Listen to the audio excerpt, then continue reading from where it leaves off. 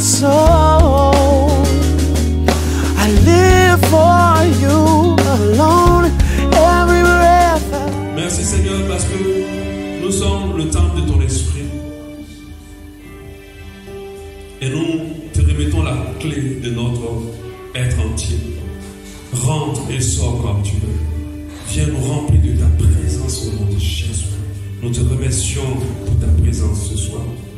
Seigneur, nous te prions par rapport à ta parole que tu vas libérer.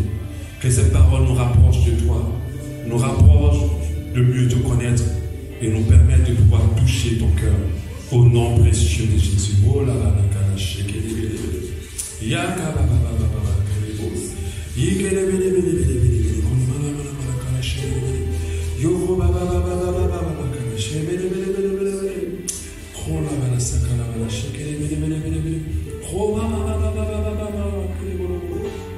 ce que je reçois dans mon esprit, il y a quelqu'un qui désire parler en langue. Et Dieu te dit ce matin, ce soir plutôt, qu'il va te surprendre. Alléluia. Qu'il va te surprendre. Tu vas parler au moment où tu ne t'attends pas. Il a déjà validé ton désir. Il a déjà validé ton désir. Grandis ta soif de lui. Grandis ta faim de sa parole. Et il te surprendra. Tu vas prier dans d'autres langues au nom de Jésus. Je te prie de recevoir ce soir déjà ce parler en langue et qu'il y ait la manifestation ne tarde point dans ta vie au nom de Jésus. Que la manifestation ne tarde point dans ta vie au nom de Jésus. Et que ta langue se déplie et commence à parler d'autres langues afin de te connecter au Dieu souverain dans le nom de Jésus. Alléluia. Amen. Nous allons continuer. Nous sommes au jour 6. Alléluia. Ce temps de prière, c'est le moment de l'Esprit. Nous suivons le Saint-Esprit, nous le suivons comme il nous oriente, comme il nous guide. Alléluia. Toucher le cœur de Dieu le jour 6. Nous avons déjà vu la première catégorie de nos 12 jours d'enseignement, parce qu'elle est divisée en 3 catégories. La première catégorie, c'était connaître le cœur de Dieu. La deuxième catégorie que nous abordons aujourd'hui, c'est toucher le cœur de Dieu. Et la troisième catégorie, c'est avoir le cœur de Dieu. Alléluia. Parce que c'est le but d'un adorateur, d'avoir le cœur du Père. Alléluia. Aujourd'hui, nous voyons toucher le cœur de Dieu. Nous savons que connaître le cœur de Dieu est très indispensable pour espérer le toucher. Mais le connaître n'est pas suffisant. Parce qu'il y a plusieurs qui connaissent très bien leur Père, mais ils n'arrivent pas à toucher le cœur de leur Père. Alléluia. Amen. Notre cible en 2021, notre priorité, alléluia, c'est vrai de mettre tout en œuvre pour que le cœur de Dieu soit touché par notre vie. Alléluia. Généralement, beaucoup de chrétiens demandent à Dieu de le toucher sans réaliser que eux aussi peuvent toucher Dieu. Alléluia. Sans réaliser que eux aussi peuvent toucher Dieu, sans savoir qu'eux aussi peuvent toucher Dieu, comme a été le cas de Job, comme a été le cas de David, et que de plusieurs autres croyants. Alléluia. Il y a beaucoup de bénédictions attachées à la vie de ceux qui arrivent à toucher Dieu. Amen. Ceux qui arrivent à toucher le cœur de Dieu. Aujourd'hui, je vais faire l'introduction de toucher le cœur de Dieu. Et à partir de demain, on va voir tous les moyens pour toucher le cœur de Dieu. Alléluia. Les moyens pour toucher le cœur de Dieu. C'est quoi toucher le cœur de Dieu? C'est quoi toucher le cœur de Dieu? C'est quoi toucher le cœur d'une personne? C'est de tout faire pour que cette personne-là prenne plaisir par rapport à ce que nous avons fait. Que cette personne-là soit contente de ce que nous avons fait, soit heureux de ce que nous avons fait, soit fier de ce que nous avons fait. Alléluia. Amen. C'est de faire ce qu'il faut, c'est de dire ce qu'il faut. Amen. Parce qu'une parole peut toucher le cœur de quelqu'un. Amen. Tu peux donner une parole, puis la personne va être touchée dans son cœur. C'est de poser un acte qui va toucher quelqu'un. C'est de faire quelque chose qui peut toucher Dieu. Alléluia. Toucher le cœur de Dieu, le cœur de Dieu. C'est de dire ou de faire ou d'avoir quelque chose qui va réjouir le cœur de Dieu par rapport à nous. Toucher le cœur de Dieu, c'est de faire, de dire ou de faire quelque chose ou d'avoir quelque chose qui va rendre Dieu fier de nous. Alléluia. Qui va rendre Dieu fier de nous. Et nous savons que tout véritable enfant, tout bon enfant, doit chercher à toucher le cœur de ses parents, de son père, de sa mère. Alléluia. Et de la même manière, Dieu, notre Père suprême, le Père au-dessus de tous les pères, En tant qu'enfant de Dieu, fils de Dieu. C'est ce nom-là que Dieu nous a donné. Nous sommes ses fils. En tant que ses fils et en tant que ses adorateurs, nous devons chercher à toucher son cœur. C'est-à-dire faire de telle sorte que notre vie, nos actes, nos paroles réjouissent le cœur de Dieu par rapport à nous. Rends Dieu fier de nous. Permettre à ce que Dieu soit content et joyeux à cause de nous. Comme il a été avec Joseph en le présentant fièrement à Satan. Alléluia. Nous allons très vite passer à quels sont les intérêts majeurs de toucher le cœur de Dieu. Je vais parler de 3 intérêts majeurs de toucher le cœur de Dieu. 3 intérêts majeurs de toucher le cœur de Dieu. Quand on dit intérêt, c'est-à-dire pour quelles raisons nous devons toucher le cœur de Dieu. Pourquoi toucher le cœur de Dieu doit vraiment nous intéresser. Alléluia. Pourquoi ça doit nous intéresser? J'ai mis 3 intérêts majeurs de vouloir toucher le cœur de Dieu. Pour mieux comprendre ces intérêts majeurs, nous allons nous poser la question: quel intérêt un fils a de toucher le cœur d'un père? Quel intérêt un fils a de réjouir le cœur de son père? Quel intérêt un fils a de faire plaisir à son papa? Alléluia. Beaucoup de chrétiens ne racontent pas de la valeur à ce rapport, à cette relation de père et de fils qu'ils ont entre Dieu et eux. On a tellement vu Dieu pour résoudre tous nos problèmes qu'on a oublié que c'est d'abord un père. Et lorsqu'on est père, on est fils d'un père, notre première mission, c'est de toucher le cœur du père. Notre premier objectif, c'est de faire plaisir au père. Donc, quel intérêt un fils a de toucher le cœur d'un père? Quel intérêt nous avons de toucher le cœur de Dieu? Le premier intérêt que j'avais survolé un peu quelquefois depuis qu'on a commencé, c'est la bénédiction immesurée du Père. Vous allez comprendre pourquoi j'ajoute le immesuré. Le immesuré a sa place ici. La bénédiction immesurée du Père. C'est cette bénédiction-là qu'on peut obtenir lorsqu'on touche le cœur du Père.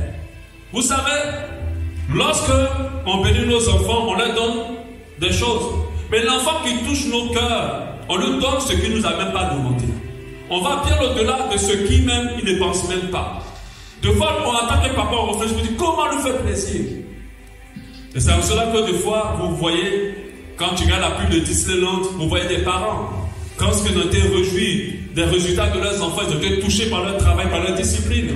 Alors ils leur offrent Disneyland. Ça, c'est le rêve de tous les enfants. N'importe quel enfant, qu'il soit chrétien ou pas, tu l'envoies à Disneyland, tu as vraiment réalisé un de ses plus gros rêves.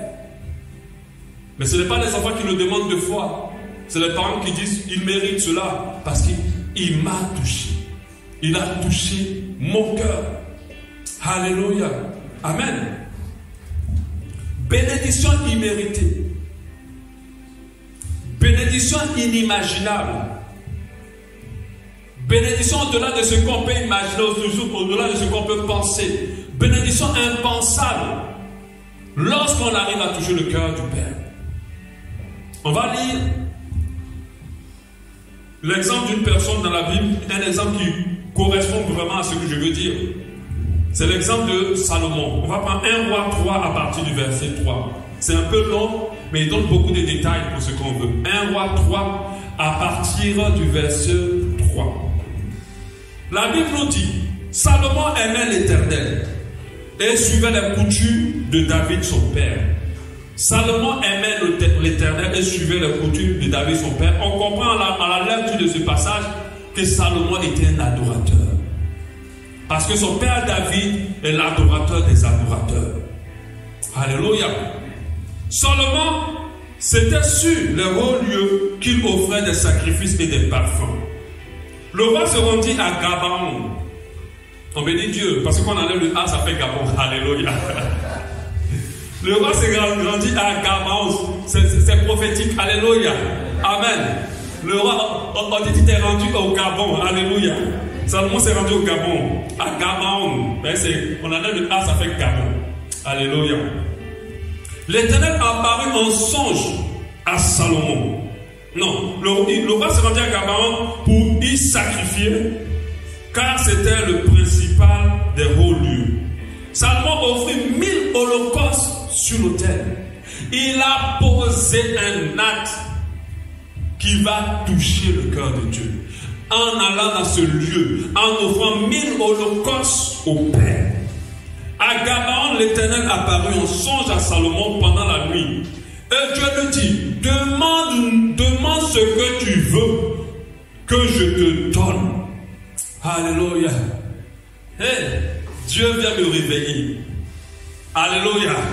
Et me dit, demande ce que tu veux, je te donne. Hey. Alléluia. Il y a d'autres qui vont avoir marre dans la tête, tellement ils voudront tout. Parce que ce n'est pas un président qui t'a demandé ça. Ce n'est pas un président qui a demandé ça à Salomon. C'est Dieu. Salomon a posé un acte qui a touché le cœur de Dieu. Après ça, il n'a rien demandé à Dieu. C'est Dieu même avec le cœur touché qui vient auprès de Salomon pour dire, demande ce que tu veux, que je te donne. En tant qu'enfant de Dieu, nous devons toucher Dieu au point qu'il vienne vers nous pour nous le demander, pour nous le dire. Nous devons le toucher au point qu'il vienne vers nous pour nous dire, demande ce que tu veux et je te le donne. C'est en cela qu'il avait dit, fais de l'Éternel tes délices. C'est-à-dire, touche Dieu et il te donnera ce que ton cœur désire. Fais de l'Éternel tes délices, touche Dieu et il te donnera ce que ton cœur désire. Les gens font le mauvais rangement. Ils font la mauvaise étape. On veut d'abord que Dieu donne ce qu'on désire, avant que nous on puisse maintenant toucher son cœur. Seigneur, si tu me donnes, alors je ferai. Fais, alors Dieu te donnera. Au-delà de ce que tu penses et que tu puisses imaginer. Alléluia. Il s'apporte de Salomon, ce que tu veux, je te le donne.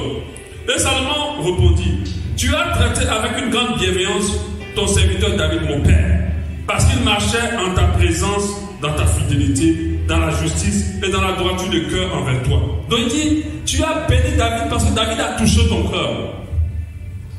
Tu lui as conservé cette grande bienveillance et tu lui as donné un fils qui est assis sur son trône, comme on le voit aujourd'hui. Maintenant, Éternel, mon Dieu, tu as fait régner ton serviteur à la place de David, mon père. Et moi, je ne suis qu'un homme. Je n'ai point d'expérience.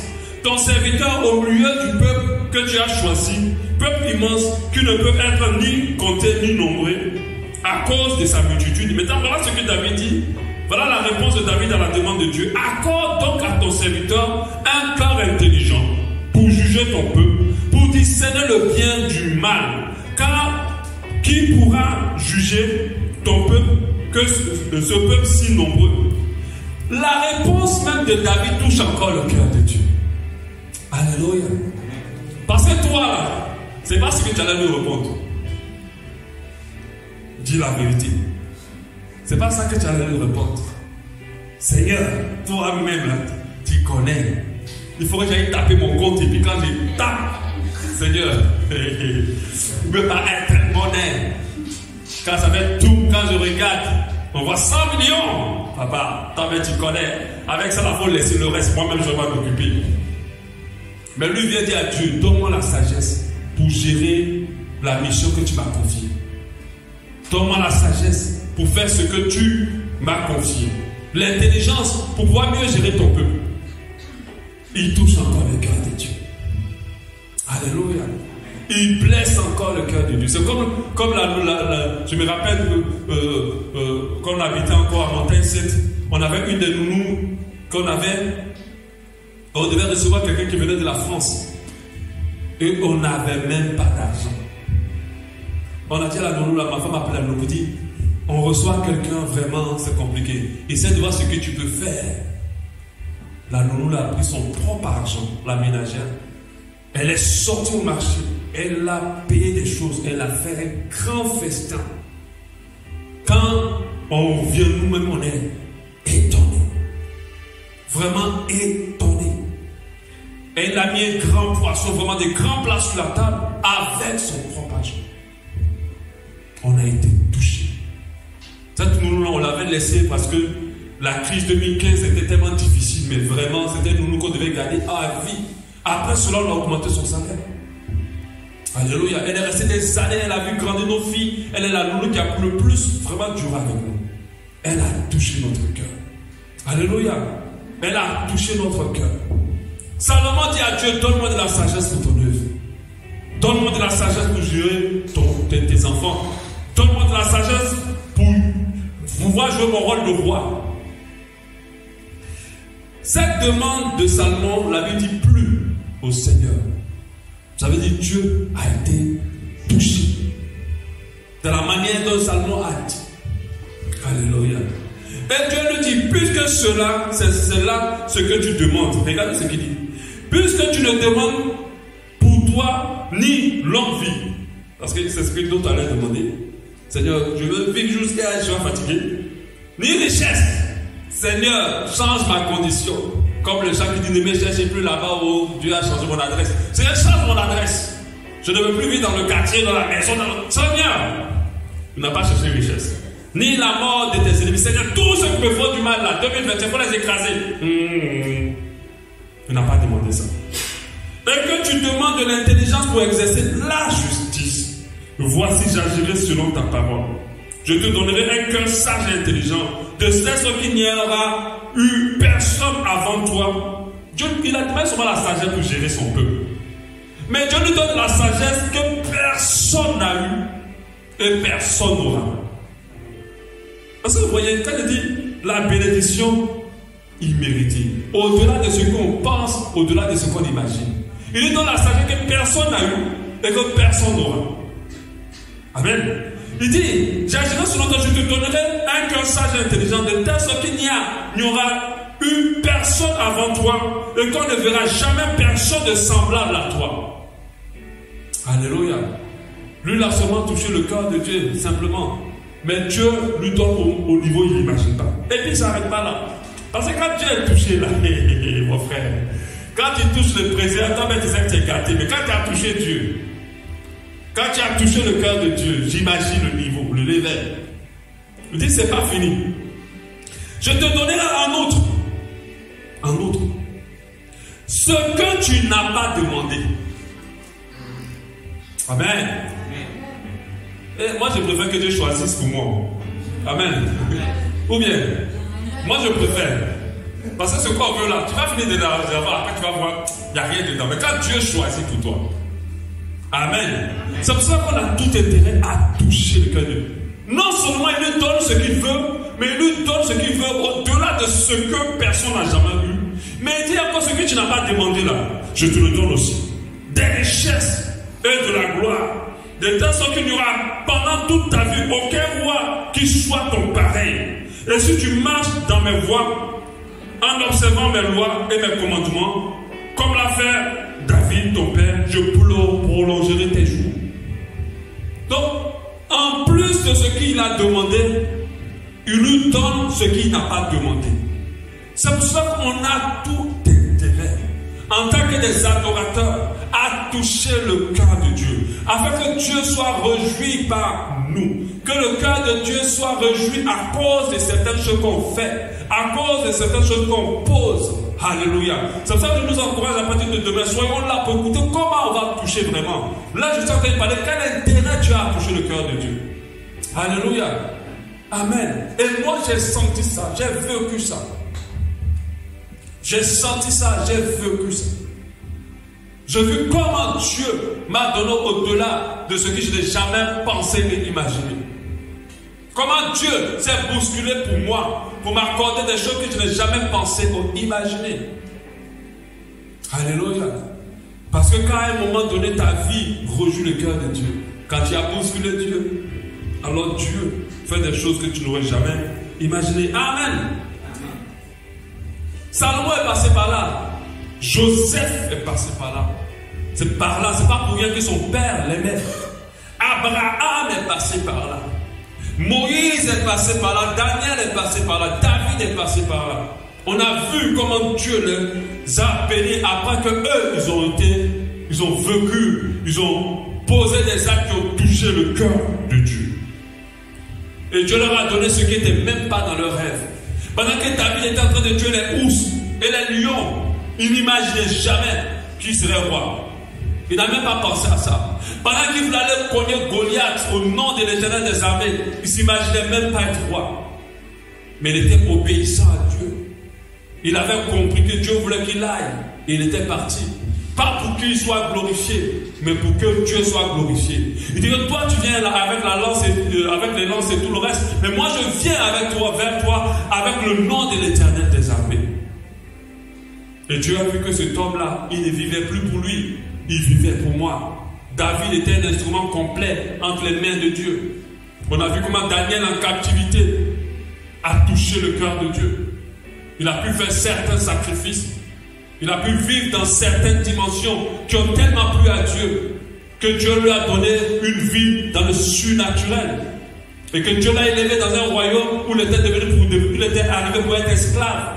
Quand tu touches le cœur de Dieu, là où on t'amène en esclavage, Dieu t'amènera dans la royauté. Alléluia. Joseph n'imaginait pas qu'il pouvait quitter la prison pour être au sommet de l'Égypte. Mais ce gars-là a touché le cœur de Dieu.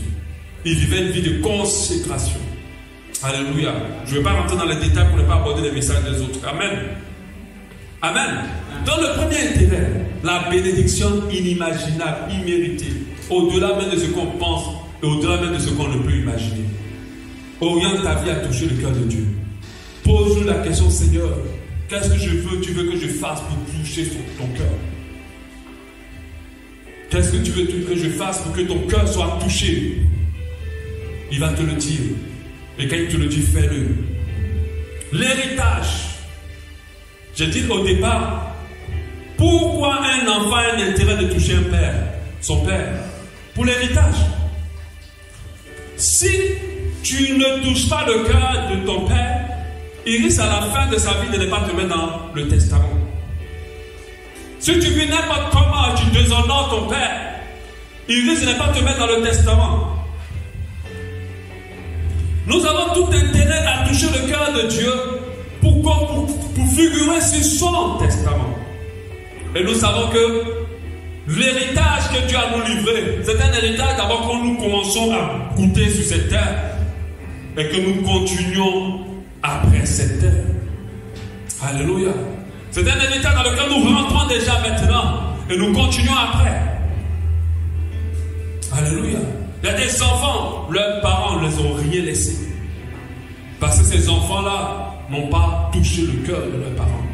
Il y a d'autres, à cause du fait qu'ils ont touché le cœur de leurs parents, les parents ont donné des peu de choses aux autres. Et puis à eux particulièrement, ils ont donné des plus grandes parts de leur héritage. Amen. On a déjà tous vu ça. Où le papa dit, je confie tous mes biens à celui-là qui va gérer tout ça. Les autres, vous prenez les petits. Et puis les autres sont fâchés. Mais ils sont fâchés pourquoi? Parce que l'autre, il a touché le cœur de son père.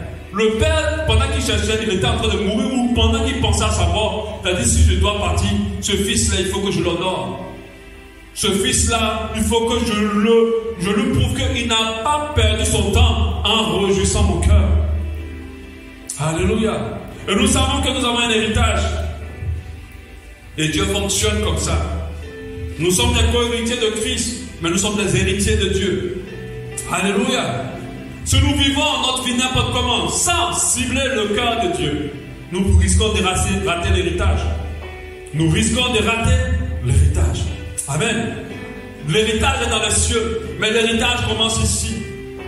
La Bible dit, soyez bénis de toutes les bénédictions spirituelles dans les lieux célestes. Ces bénédictions spirituelles ne sont pas pour n'importe qui, ils sont pour ceux qui rentrent dans une profondeur d'intimité avec Dieu.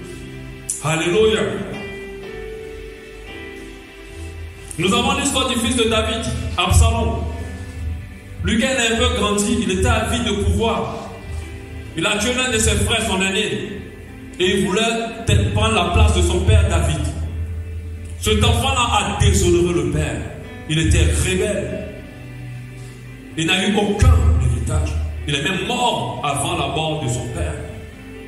Et c'est en cela que beaucoup de fils meurent avant même que leur père ne parte pour leur laisser l'héritage.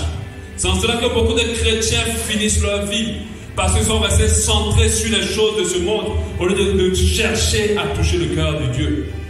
C'est en cela que beaucoup de chrétiens ratent leur destinée. Au lieu de se concentrer à se consacrer à leur Dieu, ils ont passé leur temps à chercher leur vie dans ce monde. Et ils ont raté leur destinée. C'est pourquoi Dieu les a destinés. Alléluia. On a vu qu'Absalom a raté la bénédiction. Il a raté l'héritage. Il n'a même pas pu vivre longtemps pour pouvoir rentrer dans l'héritage. Donc nous avons tout intérêt à toucher le cœur de Dieu pour l'héritage. Parce qu'il y a un héritage qu'il a prévu. Et la troisième raison, qui est une raison simple, mais qui est une raison pour laquelle tout enfant cherche à toucher le cœur de son père, c'est la fierté du père. La fierté du père. Alléluia.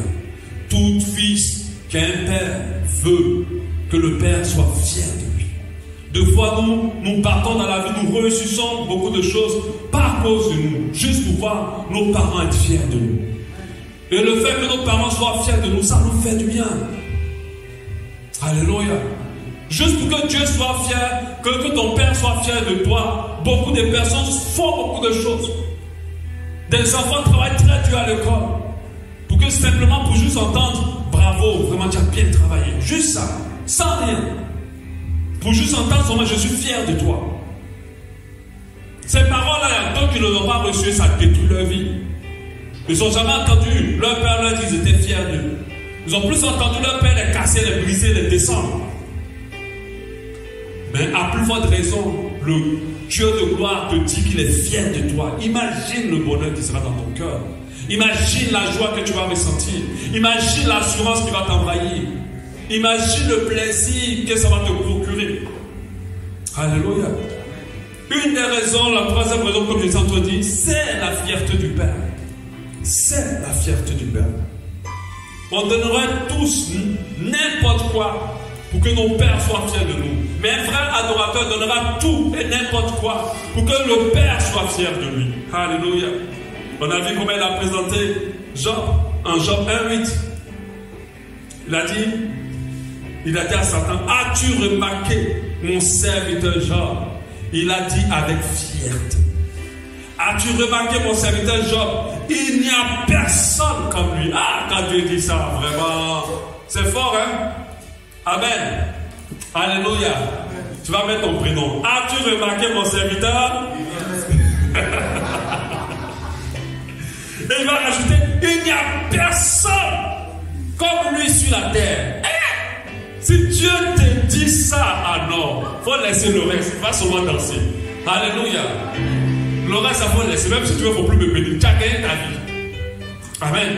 Tu as gagné ta vie. Donc, on a tout intérêt à toucher le cœur de Dieu pour rendre Dieu fier. Dieu fier de nous.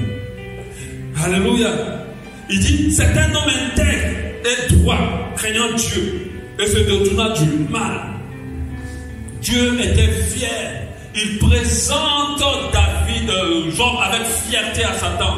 Pour dire celui-là, voilà. Quand il dit, le Saint-Père, il dit, as-tu vu mon serviteur? Le Saint-Père dit seulement mon serviteur, c'est déjà beaucoup. Et il rajoute qu'il n'y a personne comme lui.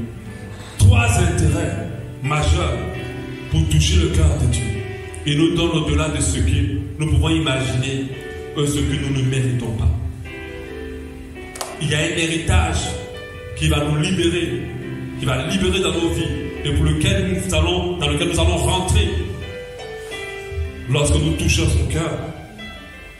Et la cerise, sa fierté nous suffit. Le fait qu'il soit fier de nous, c'est suffisant pour nous. C'est suffisant pour l'adorateur. Et nous devons nous poser la question, est-ce que Seigneur, tu es fier de moi? Mais sache que ce n'est pas à lui de te donner la réponse. Toi-même, tu connais ta réponse. Tu connais ta réponse. Quand tu as touché le cœur de Dieu, il va te le faire savoir. Aujourd'hui, des vies sont fades parce qu'elles ne touchent pas le cœur de Dieu. Aujourd'hui, des vies sont difficiles parce qu'elles ne touchent pas le cœur de Dieu. Aujourd'hui, des vies sont compliquées parce que le cœur de Dieu ne tressaille même pas par rapport à ces vies-là. Alléluia. Cherchons cette dimension. Les pauvres adorateurs cherchent cette dimension. Alléluia. On va prier, c'était pas long. Amen. Mais c'était riche en informations. Amen. On va prier par rapport à cela. Demain, nous allons voir toucher le cœur de Dieu par l'obéissance et la soumission. Voilà, nous allons voir cela ensemble. Je crois que ça va nous permettre de bien rentrer dans la chose. Mais nous avons compris qu'on a tout intérêt à toucher le cœur de Dieu. Prie pour cela. Dis, Seigneur, je veux toucher ton cœur. Je veux que tu sois fier de moi. Montre-moi la manière dont je peux y arriver. Montre-moi ce qui m'empêche d'y arriver. Permets-moi d'atteindre cette dimension, Seigneur.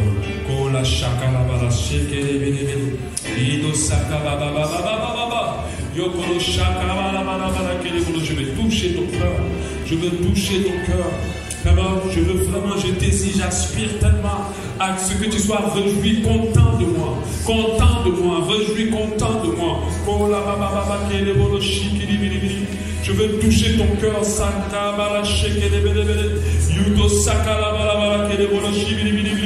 Oh Dieu de gloire, mène-moi dans cette dimension-là, d'adorateur, mène-moi dans cette dimension des fils, de tes fils, mène-moi dans cette dimension de tes enfants, Seigneur. Je veux atteindre cette dimension dans le nom de Jésus. Toucher ton cœur, toucher ton cœur, toucher ton cœur. Alléluia. Dieu de gloire est auprès de toi. Nous continuons à prier. Continue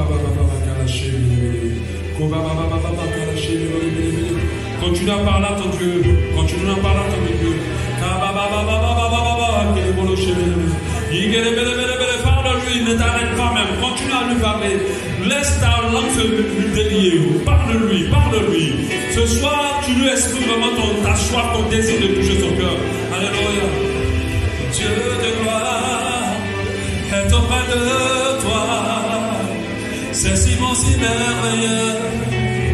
Je le ressens en moi. De tout mon cœur, mon âme et mon être, je t'aime et je t'adore, oh Seigneur, je t'aime, Seigneur, c'est si bon t'aimer, je t'aime, Seigneur.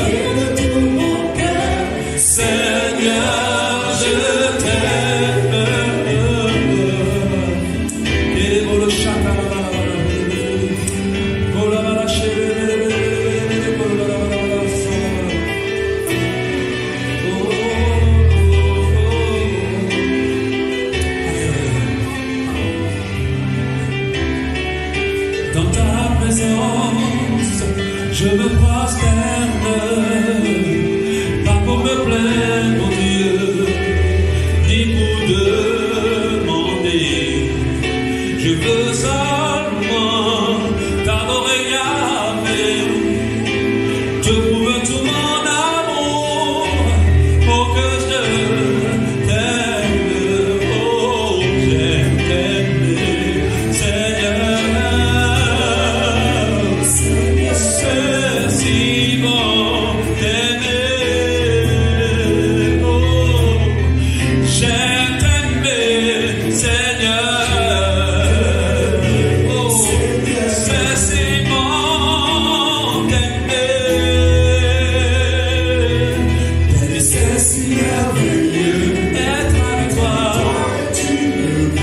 je me le dis de tout mon cœur, Seigneur. C'est si merveilleux, être avec toi est une grâce. Je me le dis de tout mon cœur, Seigneur, je t'aime pour ce que tu es, pour ce que tu es, pour ce que tu es, Seigneur, Seigneur.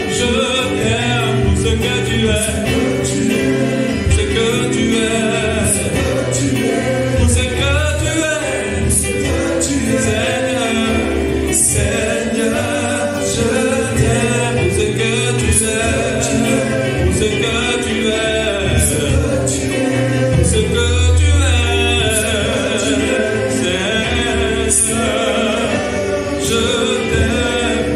On va dire à Dieu, pour cette année 2021, je vais toucher ton cœur. Je vais toucher ton cœur en 2021. Je veux toucher ton cœur. Je veux toucher ton cœur. Que ma vie réjouisse ton cœur. Que ma vie réjouisse ton cœur. Je veux toucher ton cœur. Oh Seigneur, mets le compteur à zéro. J'ai raté beaucoup de choses, j'ai fait plein de choses qui n'ont pas plu.